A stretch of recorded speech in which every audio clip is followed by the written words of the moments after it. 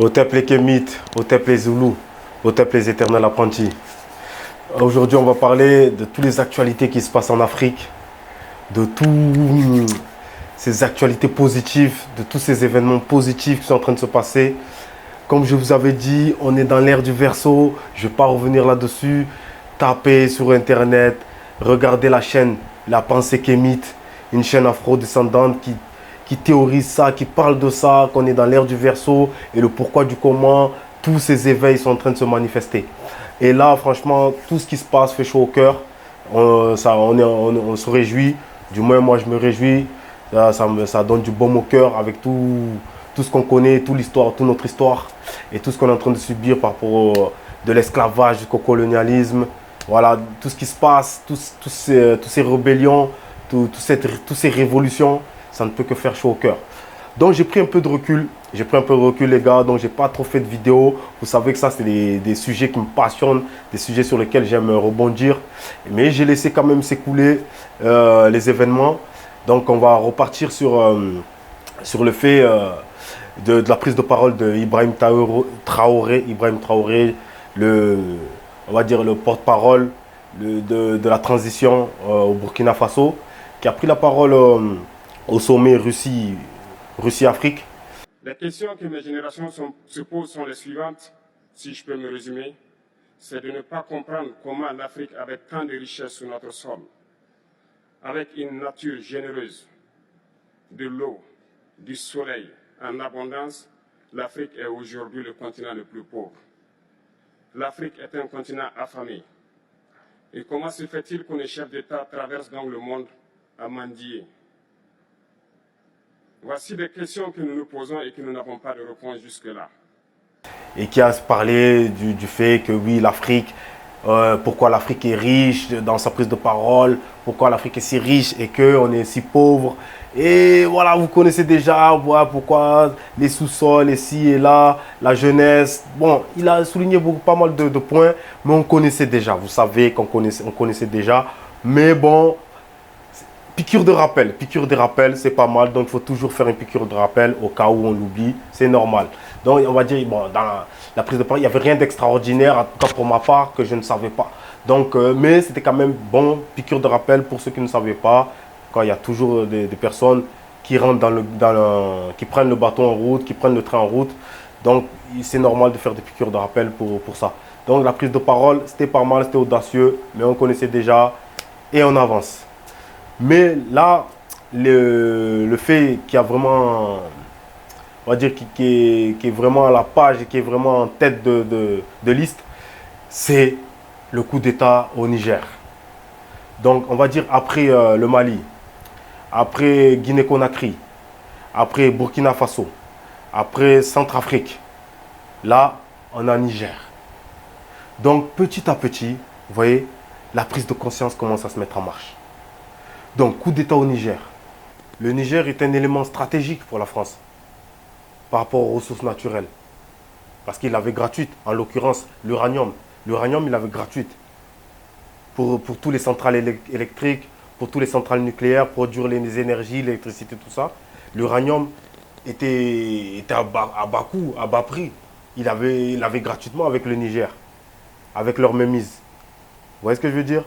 Donc là, aujourd'hui, on va reprendre la mainmise. Là, ce qui est en train de se passer, c'est que l'Afrique va reprendre la main sur ses ressources naturelles. OK? Et on va monnayer ça au vrai prix. Vous venez, on fait business gagnant-gagnant. Sinon, il n'y a pas. Sinon, si vous ne voulez pas, vous rentrez à la maison. Et on est prêt à faire la guerre. Vous voyez ce que je veux dire?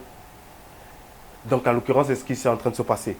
Là, le Burkina Faso, encore Ibrahim Traoré, qui a fait une allocution et qui a dit, si l'Occident tente une offensive contre le Niger, le Burkina Faso va se lier pour combattre aux côtés de leurs frères. Et c'est ça qui est beau. L'union fait la force, on le dit les gars. L'union fait la force. Et là, on est en train d'avoir une démonstration. Depuis, on dit oui, les Africains ne sont pas soudés, les Africains ci, les Africains ça. Là, ils sont en train de nous démontrer, l'Ouest de l'Afrique est en train de nous démontrer qu'ils sont soudés, qu'ils sont ensemble. Vous allez attaquer nos frères, Vous voulez attaquer le Niger? On est prêt. Le Burkina... Non, ça m'a fait chaud au cœur quand j'ai entendu ça. Ils ont dit, s'ils attendent, il a répété 3 fois, voire 5 fois. Je me souviens plus tellement, j'étais dans l'euphorie. Ça faisait longtemps, je n'ai pas vu des hommes comme ça qui parlent. Tu vois ce que je veux te dire? Il a dit, s'ils attendent, ils essayent quelque chose contre le Niger. Burkina Faso debout. Guinée-Conakry a répondu. Mali a répondu. Non, là, l'Afrique est debout. Les hommes sont là. Et nous tous, à notre petite échelle, de la diaspora ou autre, on doit conscientiser, on doit être debout. Si demain, on doit se mobiliser, on se mobilise, on va faire le taf, on va faire le combat. Je l'ai toujours dit, les gars. C'est pas parce qu'on est là, c'est vrai, on est là, on vit, on est tranquille. On est à l'extérieur, on est là, on pense qu'à sortir, on pense qu'à danser. Vous pensez... Non. Derrière, il faut rester attentif. Il faut rester vigilant. Attention à la distraction. Attention, les gars. Vous savez que ça, c'est une arme de destruction massive. On n'a pas besoin d'envoyer du nucléaire chez quelqu'un. Maintenant, vous savez, avec TikTok et les Chinois, vous avez vu la polémique qu'il y a autour. On essaie de distraire le maximum possible. C'est ça l'arme, l'arme secrète en ce moment. C'est celui qui arrive à distraire le peuple de l'autre pour qu'il puisse les lobotomiser et les abrutir. En ce moment, c'est ça le combat. Donc, on reste attentif. Attention aux distractions. Restons concentrés. On dit qu'il faut pas, on ne dit pas de ne pas se distraire. Mais il faut maîtriser, il faut contrôler. Gardez le contrôle sur votre entourage et sur vous-même. Soyez conscient de là où on veut vous mener. Et rebrousser chemin si ça ne convient pas. Restons attentifs. Donc maintenant, le diamant, l'or, le manganèse, tous les ressources naturelles, tout le sous-sol là. Maintenant, on va reprendre la main dessus. L'Afrique reprend la main dessus. Soit c'est gagnant-gagnant, soit tout le monde dégage. Et quand tout le monde aura dégagé, on reprendra possession de notre continent et de nos pays. Dès que le Niger a fait ce coup d'État, on a vu le soulèvement. Là, la France n'était pas bien. On va dire là, ils ont vraiment montré un visage, un autre visage. Dans les médias, il y a vraiment eu un soulèvement. Ils se sont manifestés. Et là, ils ont dit clairement qu'ils étaient prêts à faire la guerre, à déployer des unités pour garder le Niger sous contrôle. Ça, ils l'ont dit. Sur les chaînes de télé publiques populaires, ils l'ont dit. Que la France ne doit pas perdre le Niger. Oui, qu'ils vont déployer pour rétablir, soi-disant, la démocratie. Quelle démocratie? Rétablir quoi? Récupérer votre mainmise, oui. Mais pas rétablir la démocratie. Ça, on va dire, si pour des personnes lambda ou des personnes qui ne sont pas cultivées sur le dossier, ils vont dire, ah oui, d'accord, la France veut les aider pour la démocratie. Zéro démocratie. On sait très bien, pour une personne aiguisée, on sait très bien que ce n'est pas pour la démocratie. Quelle démocratie? La France n'a jamais voulu de la démocratie. S'ils voulaient vraiment de la démocratie, ils n'auraient jamais été en Afrique. Ils auraient laissé les Africains faire leur politique. Vous voyez ce que je veux dire? Donc, et ensuite, on a la CEDEAO, dans ce regroupement de pays africains. Mais là, vous voyez, c'est ça qui fait peine. Donc, il y a toujours ces quelques États. Il en reste toujours. Il reste toujours des sous-fifres. Mais petit à petit, on va y arriver. On va tous les mettre dehors. Vous voyez, la prise de conscience, eux, ils n'en ont pas conscience. Mais petit à petit, ils vont comprendre. Comme il dit Kémy Séba, ils finiront par comprendre. Mais petit à petit, c'est pas grave. C'est pas une course. On y arrivera. Donc là, il y a déjà 5 pays. 5 pays qui se sont déjà soulevés. Et on va encore continuer. On va continuer. De jour en jour. Donc, et il y a une autre phase aussi du président burkinabé qui m'a beaucoup plu, qui circule beaucoup sur les réseaux, sur les chaînes Negro News, sur Nofi, tout ça. Et je suis tombé dessus sur Instagram et il disait, par rapport aux aides de la France, soi-disant, la France a coupé les aides. Et il a balancé une phase. Et voilà, ce genre de rebondissement, ce genre de réplique Ouais, ça fait vraiment, c'est bon et ça fait rire, mais ça montre le niveau, le niveau du game, quoi. Ça montre le niveau, le jeu où veut nous amener, nous aussi on va y jouer. Donc le président du Burkina Faso de la transition y a joué. Il a dit, ça fait 63 ans que la France dit nous donner des aides. Et on ne s'est jamais développé avec ces aides. Donc c'est pas aujourd'hui qu'ils vont la lever que ça va nous faire quelque chose. Donc en gros, on n'en a pas besoin. Et c'est vrai, on n'en a pas besoin, on n'a jamais eu besoin des aides. Soi-disant des aides, on nous aide, mais jamais on se développe. C'est quelle personne t'aide, mais jamais elle se développe. C'est quoi ça? Vous voyez ce que je veux dire?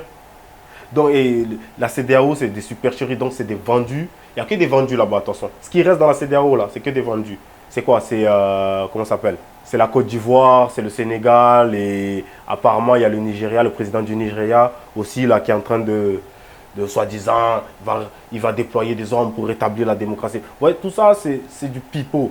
C'est juste des sous-fifres qui sont là, qui veulent bien se faire voir. Mais ce qu'ils ne comprennent pas, c'est que là, c'est la chute, là. L'impérialisme est en train de chuter. En tout cas, l'Occident, la même mise sur l'Afrique, ça va cesser tout ça, c'est en train de cesser. Là, il y a une prise de conscience, le peuple va se soulever. De partout, vous le voyez. Donc, c'est pour vous dire qu'il faut qu'on reste concentré, comme d'habitude. Voilà, mon mot d'ordre, il est là. On reste concentré, on se cultive sur les questions et on se développe et on reste attentif. Et il faut qu'on prenne le train en route, mes frères. Il ne faut pas qu'on lâche l'affaire. Il faut qu'à chaque pays qui revendique son émancipation, qui revendique sa liberté, tout le monde doit être derrière. Partout, la diaspora, partout où les Afro sont, on doit se mobiliser. C'est comme ça. C'est l'union qui fait la force. Et l'union, on est partout dans le monde. On est partout. On est en France, on est en Amérique, on est partout. On doit garder l'oreille, les yeux vers l'Afrique. Dès qu'il y a un mouvement, on est présent. Ok? Donc s'ils veulent vraiment qu'on quitte l'Afrique, on va la quitter. Pardon, excuse-moi. S'ils veulent vraiment qu'on quitte la France, on va quitter. Mais le jour où ils auront quitté l'Afrique, dès qu'ils quittent l'Afrique, nous on quitte la France en même temps. Ils quittent l'Afrique, nous on quitte la France en même temps. Mais tant que ce n'est pas encore le cas, on se mobilise. On se mobilise, on reste attentif, on reste concentré, les gars. C'est comme ça. Et franchement, voilà, ça me fait chaud au cœur. Ça me fait chaud au cœur tout ce qui s'est passé. Cette prise de conscience du Niger qui se rajoute à la liste. Et les autres vont suivre. Ça va suivre. On ne lâche pas l'affaire, les gars. Là, c'est la puissance qui est en train de se manifester. On est dans l'ère de l'émancipation, dans l'ère de la liberté, dans l'ère de l'intelligence. On ne va pas lâcher l'affaire. Donc là, on est en pleine révolution. On est en pleine révolution, les gars. Eux, ils ont fait leur révolution. La France a fait sa révolution. On dit la révolution française. Aujourd'hui, nous, on fait notre révolution. Ben, comme ils sont concernés et c'est contre eux, ils appellent ça des junts, du putsch, du putschisme, ou je sais pas, peu importe le nom qu'ils veulent donner à ça. Eux, ils appellent ça la révolution quand ça les concerne, mais quand nous, on veut notre liberté, comme eux ils l'ont réclamé dans leur temps, non, eux, c'est légitime, nous, c'est pas légitime. Donc, non. Donc, à nous d'être convaincus par notre combat et d'y aller. Et on va y aller. Ceux qui ne veulent pas comprendre, comme l'a dit Kémy Séba, ils finiront par comprendre. Et comme l'a dit Thomas Sankara, la patrie ou la mort. Donc si vous n'êtes pas prêt à mourir, si dans notre tête, on n'est pas prêt à mourir pour le combat, pour notre liberté, eh bien, on sera toujours des esclaves. Donc c'est la patrie ou la mort. Et on va y aller. Nous vaincrons. OTEP.